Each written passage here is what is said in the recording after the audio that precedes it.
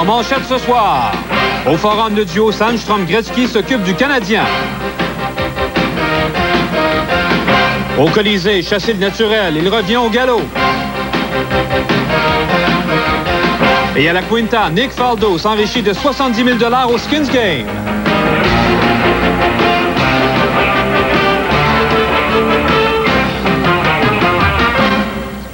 Bonsoir, mesdames, messieurs. Ici Michel Villeneuve en compagnie de François Bessette. Bienvenue à Sport Plus. François, les joueurs du Canadien ont bénéficié de plusieurs jours de repos avant de se préparer à affronter les dangereux Kings de Los Angeles. Reste à savoir, Michel, comment les jeunes des Canadiens allaient se comporter justement devant la puissante offensive des Kings de Los Angeles. Avant le match de ce soir, à lui seul, le trio de Gretzky, Granato et Sandstrom revendiquait 89 points depuis le début de la saison. Et ces derniers n'ont pas tardé à passer à l'attaque. Le 99 intercepte une passe de Guy Carbonneau, remet dernière à Thomas Sandstrom qui laisse partir un lancer d'une quinzaine de pieds et Patrick Roy est battu. La réplique n'a pas tardé à venir. Denis Savard se présente devant Daniel Berthiaume. Gretzky est à ses trousses, mais le joueur du Canadien a le dernier mot. Un deuxième cette saison pour le numéro 18 en désavantage numérique. Mais les réjouissances seront de courte durée. Encore une fois, Gretzky fait des siennes. Il remet à Thomas Sandstrom qui, après 2 tentatives, réussit à marquer son deuxième du match. La deuxième venait tout juste de commencer quand les Kings ajoutent un troisième but. Du déjà vu de Gretzky à Sandstrom, Carbonneau en a plein les bras et c'est 3-1. Il n'y a pas que le trio de Gretzky qui se passe bien la rondelle. Surveillez ce jeu de Ehrlich à Donnelly puis à Taylor de l'autre côté. Roy ne sait plus où donner de la tête, c'est 4-1. De l'autre côté, le gardien originaire de Longueuil connaît une bonne soirée. Berthiaume étire le bras devant Courtnall et fait l'arrêt. En troisième, les Canadiens réduisent la marge. Mike Keane aperçoit Donald Dufresne devant le filet, lui refile le disque et l'écart n'est plus que de 2. Mais les Kings tiendront le coup et l'emporteront finalement 4-2. Une autre victoire bien appréciée du directeur gérant Rogatien-Vachon et du propriétaire de l'équipe, Bruce McNall. Pour les Kings de Los Angeles, eh bien, ils n'ont subi qu'une seule défaite au cours du mois de novembre. Donc, une victoire de 8-2. Thomas Sandstrom, 8 buts au cours de ses 3 derniers matchs. Et immédiatement après la rencontre, nous avons recueilli les commentaires suivants.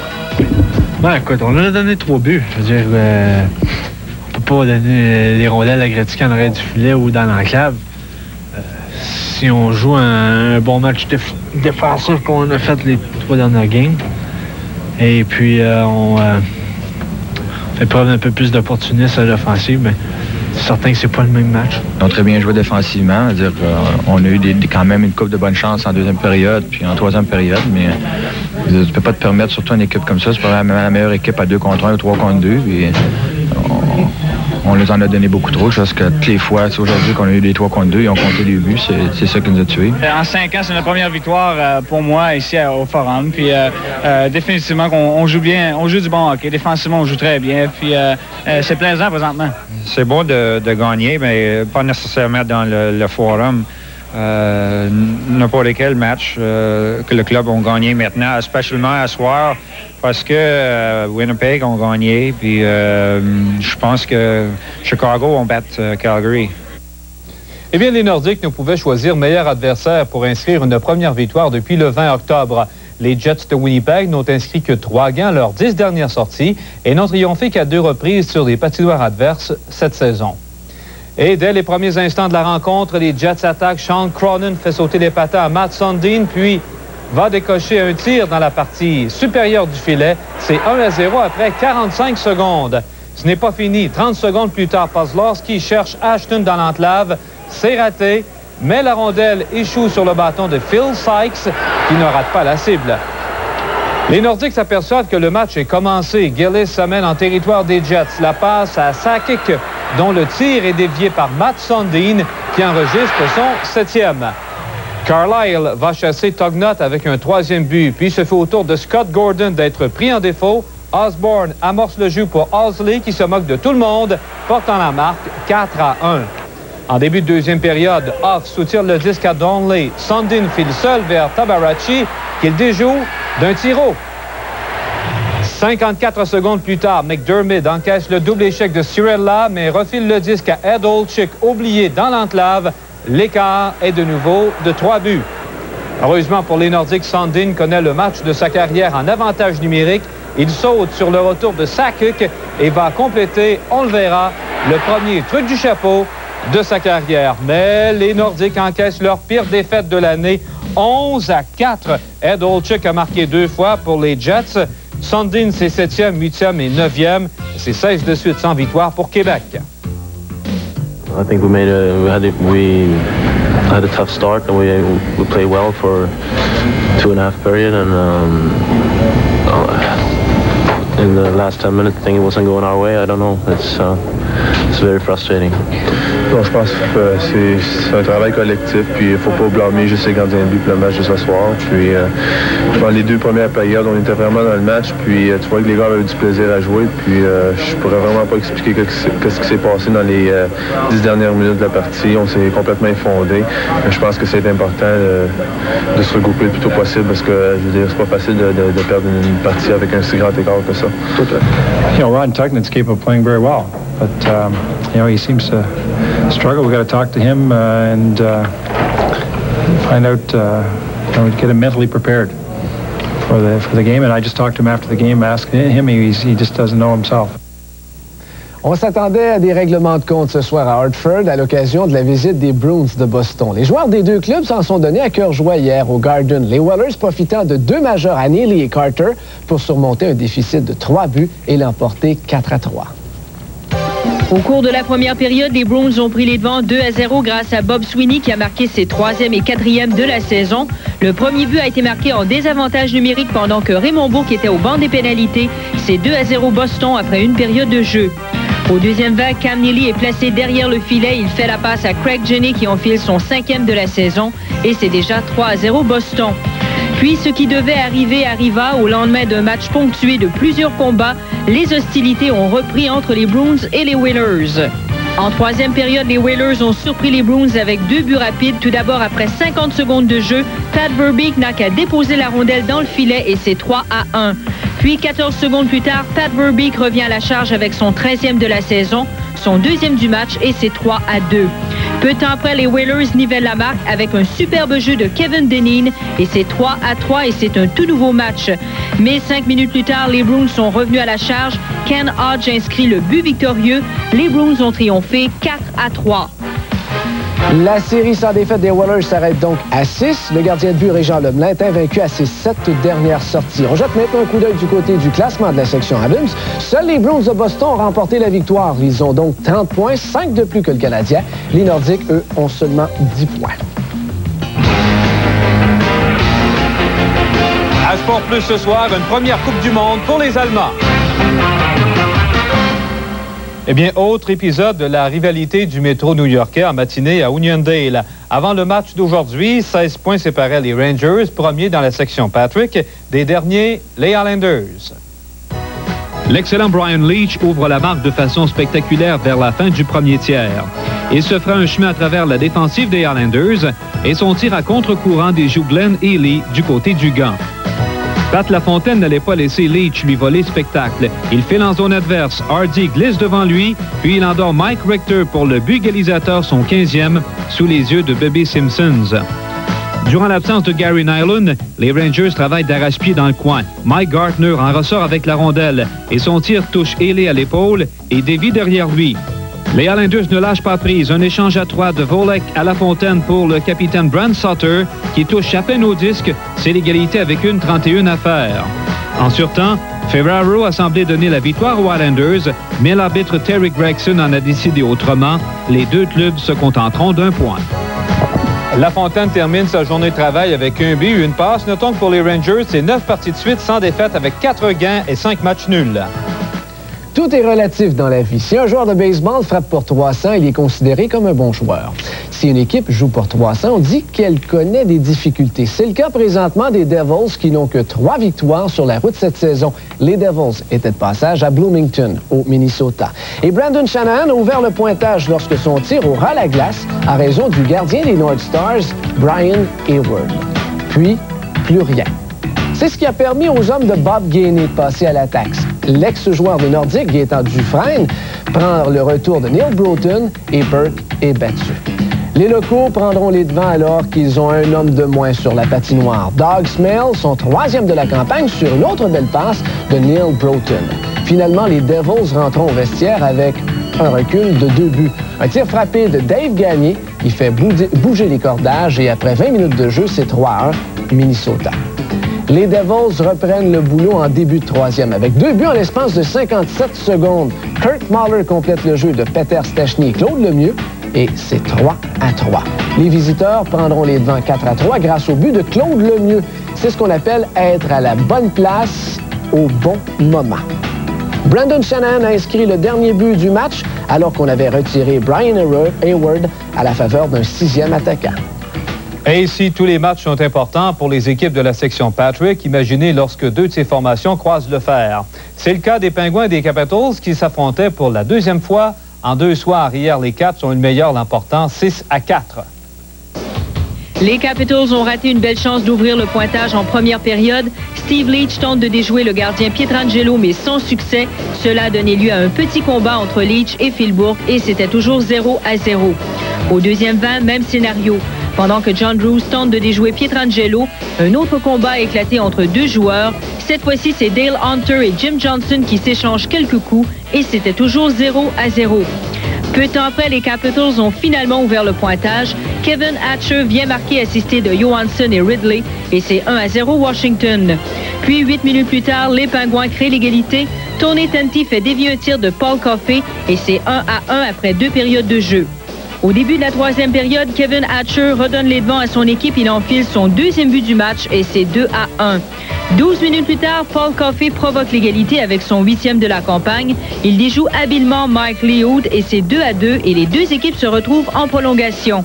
Après seulement 1 minute 11 secondes en période supplémentaire, Mike Rickey enfile le but victorieux. Les Pingouins ont défait les Capitals 3-2. Eh bien, cela met fin à une série de 3 victoires consécutives des Caps et une série de 3 défaites des Pingouins qui s'arrêtent. Et dans un autre match à Saint-Louis, c'est un verdict nul de 3-3 entre les Canucks et les Blues. Cron, Greg Adams et Brian Bradley pour les Canucks, les 22e et 23e de Brett Hall et celui de Gino Cavallini. Ex-aequo avec les Rangers au sommet du classement général du circuit Ziegler, les Blackhawks de Chicago s'attaquaient ce soir à la meilleure offensive du circuit, les Flames de Calgary. Avant le match de ce soir, les représentants de l'Alberta avaient déjà 104 buts de compter. Les Blackhawks se sont inscrits au tableau. Steve Larmer profite d'une erreur d'un défenseur des Flames pour s'emparer de la rondelle. Il fait une belle passe à Chris Chelios qui vient marquer et c'est 1-0 Chicago. Moins d'1 minute plus tard, les Flames créent l'égalité. Joe Nieuwendyk fait dévier un tir de Gary Suter lors d'un jeu de puissance et c'est 1-1. Puis, 1 minute plus tard, les Blackhawks reprennent les devants. Troy Murray déjoue complètement le gardien des Flames et c'est 2-1. Peu de temps après, Stéphane Matteau pivote sur lui-même et enregistre son 5e de la campagne. Les 2 équipes rentrent au vestiaire avec une égalité de 2-2. À mi-chemin en 2e, les Blackhawks brisent l'égalité avec un but de Steve Larmer, un but compté en avantage numérique. Chicago menait alors 3-2. Puis après un filet de Adam Cretum, les Flames ont réduit l'écart. Jimmy McCowan vient compter sur des passes de Nieuwendyk et Roberts et c'est 4-3. Les Blackhawks ont repris leur priorité de 2 buts. Adam Cretum contourne le filet et marque son 2e but du match. Les Blackhawks ont triomphé 5-3.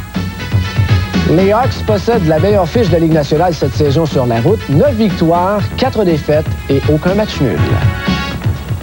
Finalement, les Oilers, qui n'ont pas encore connu la victoire cette saison sur la route, visitaient les Maple Leafs à Toronto. Malgré l'acquisition des petits W.I. Broughton, les Leafs n'ont pas remporté la victoire à leurs 4 dernières sorties. Et John McClure n'avait pas raison d'être inquiet en début de rencontre. Après seulement 21 secondes de jeu, ces Oilers menaient 1-0 sur un but de Charlie Huddy, qui immédiatement après avoir reçu la passe de Messier, marquait sur un tir frappé de la ligne bleue. Les Leafs nivellent les chances. En fin de première période, Clark évite la hanche de Kevin Lowe et sert une passe parfaite à l'ex-Oilers Mike Krushelnyski qui marque son 2e. Le jeu de puissance des Oilers leur permet et leur permettra de reprendre les devants. De Klima à Craig Simpson qui, sans arrêter le disque, le projette derrière Jeffries. 1 minute 24 plus tard, Esa Tikkanen donne un coussin de 2 buts aux Oilers. C'est le tic-tac-toe. Lindsman, Simonoff, Tikkanen. 3-1 Edmonton, les Oilers qui savent protéger une avance. Ils l'emporteront 4-1. Simpson qui va marquer dans un filet désert. C'est une première victoire sur la route pour Edmonton et une 11e défaite à domicile pour Toronto. Après la pause, du golf pour tous les goûts. Et un aperçu du 12e week-end d'activité dans la Ligue nationale de football. À tout de suite. L'exploit Sport Plus, une présentation d'Ultramar. L'honneur du jour revient à la recrue Johan Garpenlov qui a grandement aidé les Red Wings hier à triompher devant les Blues de Saint-Louis. Garpenlov a marqué 4 buts dans un gain de 5-3 des Red Wings. Du même coup, Garpenlov devenait le premier joueur à réussir un tel exploit cette saison. L'exploit Sport Plus était une présentation d'Ultramar. Troisième tour d'Amelette Lobel, quatrième forte. On the outside, exterior, Shira Lobel. It's from the outside, Harada, followed by presenting Savy. Along with Amelette Lobel, Harada, presenting Savy. And see him in action, les voici, here they are.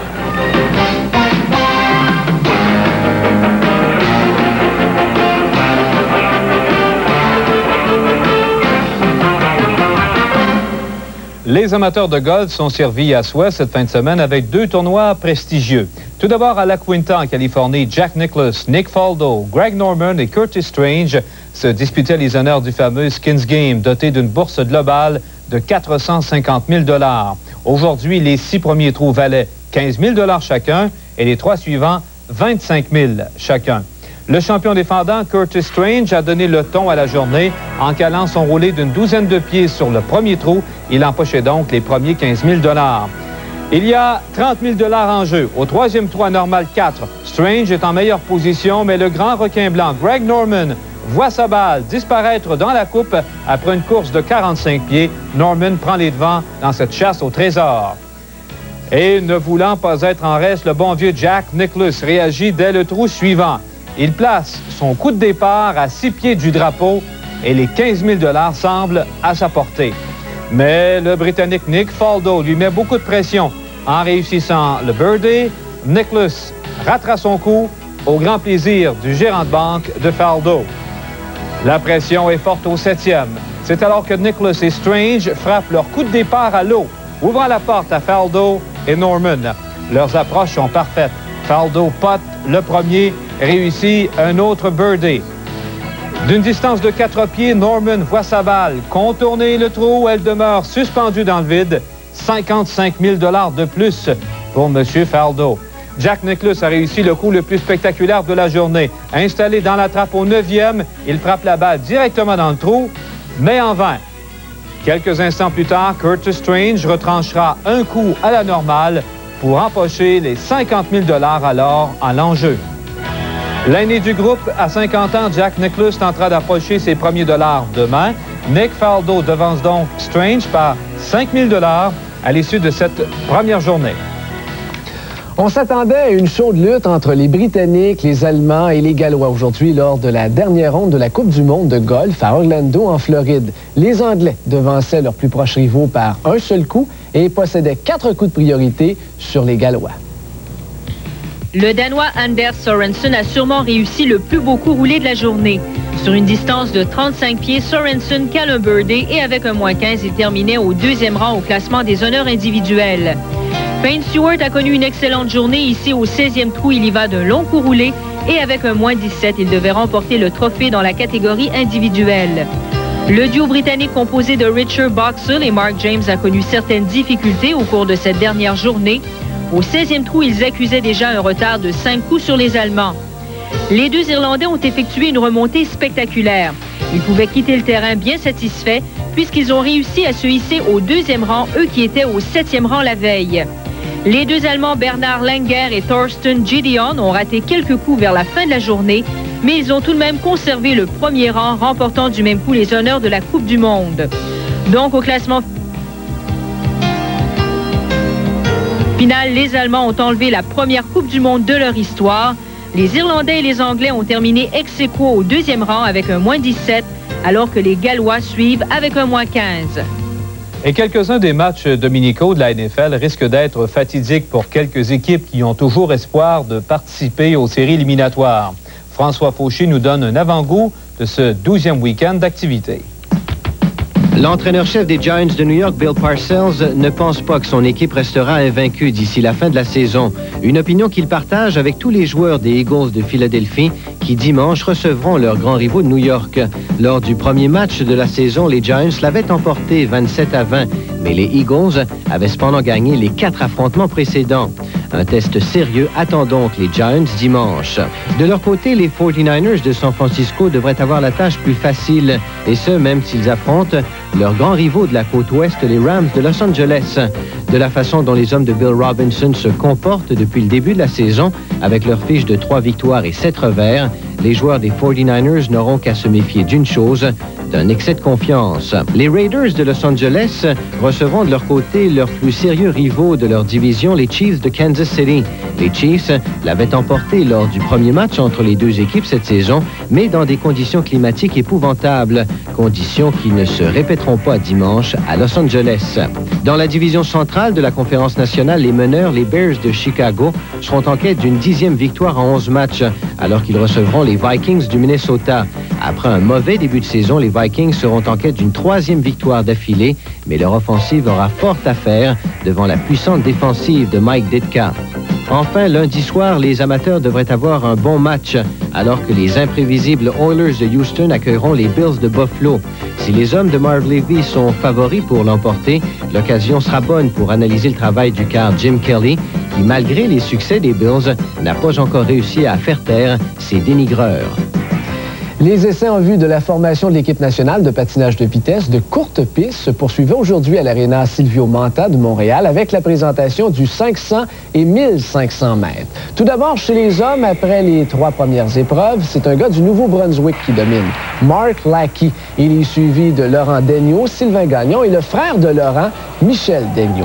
Les 4 patineurs font déjà partie de l'équipe nationale. Chez les dames maintenant, toujours après les 2 épreuves d'aujourd'hui et celle d'hier, Hayden Donatelli devance 2 patineuses de Sherbrooke. Il s'agit de Sylvie Daigle et de la controversée Annie Perrault.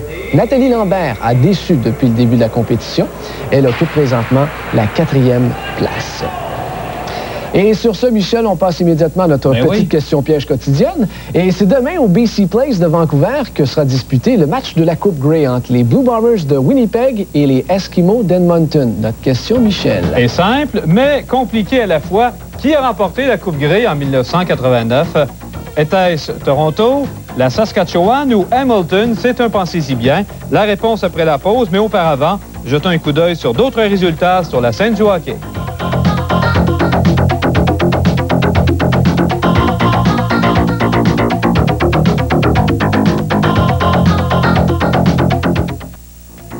Ce sont les Rough Riders de la Saskatchewan qui ont remporté les honneurs de la Coupe Grey l'an dernier. Ils avaient battu Hamilton 43-40. Décidément, François, les partisans des Flyers de Philadelphie sont durement éprouvés cette année aujourd'hui. C'est le décès de Fred Shero, leur ex-entraîneur. Oui, il était âgé de 65 ans. Shero a dirigé les Flyers de 1971 à 1978. Sous ses ordres, les Flyers ont gagné la Coupe Stanley en 74 et 75 et ont atteint la finale de la Coupe Stanley en 76, s'inclinant face aux Canadiens de Montréal. Il a quitté les Flyers pour accepter un poste avec les Rangers et cette année-là, ils ont participé justement à la finale de la Coupe Stanley. Cela se passait en 1978. Nous vous invitons à être des nôtres de nouveau demain à 23h30 pour une autre édition de Sport Plus. Bonne fin de soirée. Bonsoir.